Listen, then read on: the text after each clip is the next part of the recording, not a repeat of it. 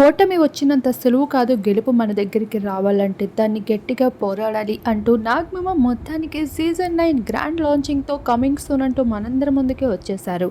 నాగమామ వద్దు బాలకృష్ణ ఎన్టీఆర్ ముద్దు అంటూ బిగ్ బాస్ యాజమాన్యం ఇక నాగార్జునని పక్కన పెట్టి బాలకృష్ణ ఎన్టీఆర్ పర్మిషన్ కోసం గట్టిగానే ప్రయత్నించారు. కానీ షెడ్యూల్స్ లేవని ఫ్రీ డేట్స్ లేవంటూ మొత్తానికి వాళ్ళు తప్పించుకున్నారు. ఇక నాగార్జున ఉంటేనే సీజన్ హిట్ ఖాయమంటూ ఈసారి నాగమామకి అతి మొత్తాన్ని అయితే రెమ్యునరేషన్ని అందించి మరీ హౌస్ లోపలికి రప్పించారు.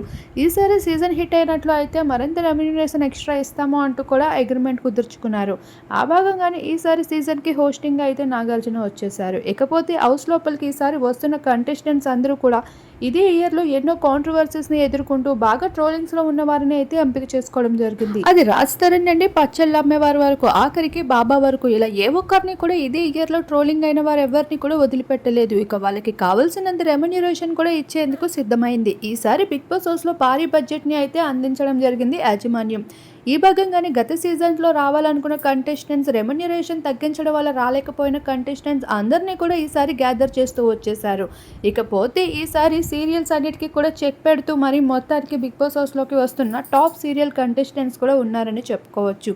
ఇకపోతే బాబాని కూడా హౌస్ లోపలికి రప్పించే ప్రయత్నాలు చేస్తున్నారు. తను ప్రస్తుతం జైల్లో ఉండగా బెయిల్ ఇప్పించే పనిలో కూడా బిగ్ బాస్ యాజమాన్యం పడిపోయింది. ఇకపోతే ఎప్పుడులా కాకుండా ఈసారి బిగ్ బాస్ పగడబందీగా ఎన్నో స్క్రిప్ట్స్ ని ప్లాన్ చేస్తూ వస్తుంది. అలా ఈసారి స్క్రిప్ట్ పరంగా అయితే హౌస్లో లవ్ స్టోరీస్, ఫ్రెండ్షిప్ యాంగిల్ అన్ని యాంగిల్స్ని చూపించే ప్రయత్నం అయితే చేయబోతుంది.